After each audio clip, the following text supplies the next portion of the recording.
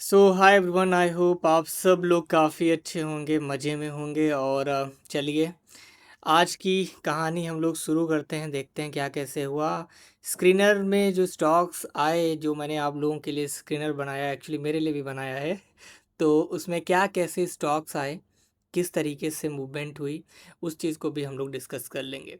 सबसे पहले आ जाते हैं निफ्टी की तरफ। तो देखिए, एज़ पर द एनालिसिस, अगर जो लोग मुझे पहले से देख रहे हैं, पुराने वीडियोस भी 3-4 दिन के जिन लोगों ने देखे हैं, याद होगा उन लोगों को मैंने बताया था कि मार्केट में अगर ऊपर रैली करनी तो मार्केट को चाहिए फ्यूल। फ्यूल मतलब होता है लिक्विडिटी। जैसे गाड़ी को चलने के लिए हमें पेट्रोल वगैरह डालना पड़ता है तब वो चलती है, ऐसे मार्केट चलता है लिक्विडिटी। तो लिक्विडिटी क्या होती है, कहाँ पर पड़ी होती है, टाइप्स ऑफ लिक्विडिटी क्या है, कौन सी लिक्विडिटी कैसे काम करती है, कब बड़े मूव्स आते हैं, ये सब चीज़ें स्मार्ट मनी कॉन्सेप्ट के अंदर मैं आप लोगों को सिखाऊंगा, जो कि मैं जल्दी ही शुरू करने वाला हूँ। थोड़ा टाइम इशू की वजह से मैं नहीं कर पा रहा हूँ, एंड जो भी टाइम लग रहा है वो आप ही सब लोगों के लिए है। अब इधर आते हैं तो यहाँ पे देखिए, यहाँ पे डिस्कस किया था कि ये भी लिक्विडिटी का एरिया है, ये भी एक जोन है जिसको मार्केट हिट कर सकता है। इसके बाद ये लो है, एंड इसके बाद अगर हम पहुंचते हैं तो कहीं ना कहीं ये लो है जहां पर हमारे पास लिक्विडिटी क्रिएटेड है। अब होगा क्या, मार्केट इन्हीं को लिक्विडिटी लेने के बाद कुछ रैली ऊपर की तरफ कर सकता है, एक बढ़िया सा वीजी वगैरह या कुछ न कुछ बना करके, कुछ न कुछ मतलब यहाँ पे ऑर्डर ब्लॉक या कुछ बनाने के बाद। अभी हम बात करें यहाँ पर तो रिसेंटली ये हमारा ऑर्डर ब्लॉक था जो कि टैप हो चुका है ऑलरेडी। एंड नेक्स्ट आगे के लिए जब हम पहुंचे कि अब हमारा क्या प्लान ऑफ एक्शन कैसे हो सकता है, उसको हम लोग अभी डिस्कस करेंगे। सबसे पहला तो जो ये ऑर्डर ब्लॉक यहाँ से ऊपर की तरफ भागा था, अभी हम इसको थोड़ा सा वैल्यू देंगे। इवन ये जो हमारा टैप नहीं हुआ है, हम इसको भी इग्नोर नहीं करेंगे। कुल मिला के हमारे लिए यही जरूरी अभी के लिए लेवल्स होंगे कि निफ्टी क्या कैसे मूव कर सकता है। तो हमारे पास नीचे में 23,800 का एक सपोर्ट लेवल है, 880 के आसपास का और 850 का। इसको मार्केट बाउंस कर सकता है यहाँ से। उसको अगर ब्रेक करता है देन ये जो एक जोन है, ये काफ़ी बड़ा जोन है, बट क्योंकि बड़ा है तो जैसा भी उसको हमको एज इट इज एक्सेप्ट करना पड़ेगा। 640 से लेकर के 23,800 तक का एक जोन है जिसपे मार्केट टैप करके भी बाउंस हो सकता है। इसके बाद मान लेते हैं कि थोड़ी देर के लिए अगर ये गैप अप ओपन हो जाएगी, मार्केट किसी भी तरफ नहीं जा रहा है, गैप अप ओपन हो जाता है निफ्टी, तो ये एक जोन है जिसको ब्रेक करता है अगर अपसाइड की तरफ, तब हमारे पास अपर मूवमेंट हो सकता है। अगर इस जोन के अंदर रहता है, आज के लो को ब्रेक करता है, तो ऑब्वियसली फिर ये इस लेवल्स को टैप करेगा और यहाँ से बाउंस करेगा। ठीक है, बाउंस करता है तो बाय ट्रेड इनिशिएट कर सकते हैं। कई बार क्या होगा, फ्लैट ओपन होने के बाद यहाँ पे जोन बनाने के बाद सेलिंग भी आ सकती है, तो एक स्मॉल सेलिंग ट्रेड भी हम यहाँ से उठा सकते हैं। पूरी तरीके से नेगेटिव नहीं हूँ जब तक मार्केट इस जोन के नीचे जाकर के क्लोज नहीं देता 640 के नीचे। तो ये रहा निफ्टी का हमारा अपडेट। आज की डेट में कुछ नहीं रहा, जैसा कि हम लोगों ने डिस्कस किया था कि market gap up gap down होने के बाद कुछ एफवीजी वगैरह बनाए तब हम उस पर ट्रेड लेंगे, लेकिन यहाँ पे आज की डेट में कोई भी कहानी नहीं बनी है। कुछ स्टॉक्स भी आए थे जो कि हम लोगों ने लिए, अब इसको मैंने डिस्कस कर लिया किस तरीके से क्या होगा, इसी हिसाब से हमको काम करना है। एंड जो हमारे स्क्रीनर था जिसके कुछ स्टॉक्स आए थे, हम उसको भी डिस्कस कर लेते हैं। तो अब देखिए, बात कर लेते हैं स्क्रीनर, वरदान मोमेंटम स्क्रीनर, जो कि आप लोगों ने जिसका पावर ऑलरेडी पिछले 4 दिन से देखा ही है। 2 से 3 ही स्टॉक आते हैं जिसमें आराम से 2 या तीनों स्टॉक अक्सर रॉकेट हो जाते हैं। जिसमें आज मॉर्निंग में जो सबसे पहले स्टॉक चल रहा था GVTND, तो देखते हैं कि इसमें क्या मूवमेंट किस तरीके से हुआ था आज। ये देखिए, ये पहले स्टॉक आया, मैंने इसको लगाया है। अब उसके बाद इसका देखिए रूप, ये डे टाइम फ्रेम की कैंडल है, कितना बढ़िया मोमेंटम इसमें मिला है।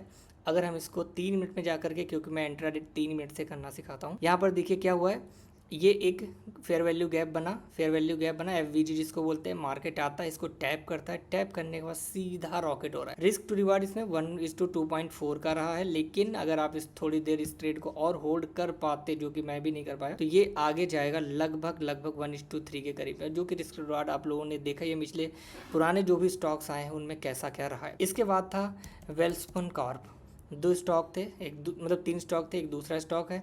वेल्सपन में 1 मिनट से एंट्री मिली थी, एक स्कैल्पिंग ट्रेड थी। यहाँ पे पिछले 2-3 दिन का हाई यहाँ से ब्रेक हुआ था, breakout and retest and then entry, उसके बाद रॉकेट हो गया सीधा ये ऊपर की तरफ में। तो ये भी एक अच्छी खासी एंट्री थी। एंड यहाँ पर एक रिटेस्ट बाउंड्री दोबारा से भी इसने एंट्री दिलाई थी। अगर हम 3 मिनट में आकर के यहाँ देखेंगे तो ये एक एफवीजी यानी फेयर वैल्यू गैप क्रिएट हुआ था। मार्केट आता है, मैं इसको हटा देता हूँ, मार्केट आता है, इस रेड वाले एफवीजी को टैप करता है, उसके बाद फिर से यहाँ पे रॉकेट। अगर दूसरी ट्रेड अगर कोई सुबह में ये एंट्री नहीं उठा पाता है तो यहाँ पर ये एक री एंट्री फिर से यहाँ पर बनती है, according to FVG trade, and उसके बाद का मोमेंटम आप देखिए यहाँ पर 1:4 का रिस्क टू रिवार्ड है। मैंने आपको बताया ना, जो भी एंट्रीज होंगी रिस्क टू रिवार्ड हमेशा एकदम धमाकेदार होगा, जिससे कि अगर आप कंटिन्यू 3 ट्रेड भी आपके लॉस में जाए तो आपका 1 या 1.5 ट्रेड का जो प्रॉफिट हो वही जाए, अदरवाइज आप सेफ रहें। ये बहुत ही ज़्यादा ज़रूरी है। जितना अच्छा रिस्क टू रिवार्ड होगा, प्रॉफिट कमाने के चांसेस और प्रॉफिट में रहने के चांसेस आपके ज़्यादा होंगे। ठीक है, अब खैर इन सब चीज़ों को खत्म करते हैं, लास्ट में गोल्ड की तरफ आते हैं। ये स्क्रीनर भी आप लोगों को कुछ दिन में एक्सेस मिल जाएगा। अब आते हैं हमारे गोल्ड की तरफ। तो याद होगा गोल्ड में भी हम लोगों ने एनालिसिस की थी कि मार्केट, अभी पुराना वीडियो जो हमारा कल का है अगर आप लोगों ने देखा होगा, कि शायद इसको भी टच कर सकता है और इसको ब्रेक करने के बाद जो लास्ट हमारे पास लिक्विडिटी मिलेगी वो इन हाइज के ऊपर मिलेगी, जहां पर फिर मार्केट जाने के बाद टच कर सकता है। यानी हम लगभग 4200 के आसपास इसको देख सकते हैं और ये लगभग उसी राह पर है।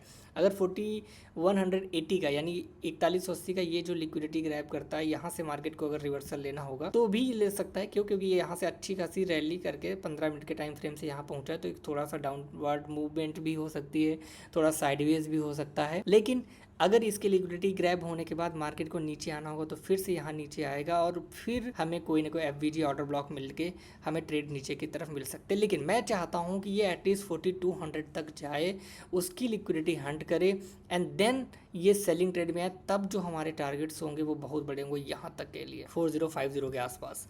पुराना वीडियो आप लोग देखेंगे तो ये सारी चीज़ें समझ आ जाएंगी जो कि मैं यहाँ से कहते हुए आ रहा हूँ। कंटिन्यू जुलाई की स्टार्टिंग से लेकर के अभी तक प्रॉपर एनालिसिस होती जा रही है और रिजल्ट आप लोगों के सामने है। ठीक है, तो निफ्टी की एनालिसिस मैंने दे दी है। वरदान मोमेंटम स्क्रीनर में जो भी हमारे स्टॉक्स आए हम लोगों ने उसको डिस्कस कर लिया है। अब इसी में आगे आप देखिएगा एनालिसिस के हिसाब से कैसे चीज़ें काम करती है। कोई डाउट रहता है तो बिंदास आप पूछ सकते हैं। और कम्युनिटी में जुड़ने के लिए लिंक डिस्क्रिप्शन में मैंने दिया है, उसको ज्वाइन जरूर कर लीजिएगा।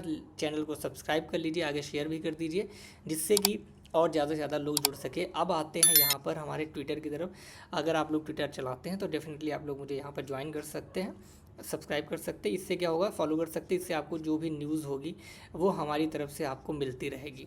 ठीक है, जो भी इंपॉर्टेंट न्यूज़ रहेंगी वो आप लोगों को यहाँ पर मिलती रहेंगी। So thank you so much everyone, bye bye, take care and enjoy.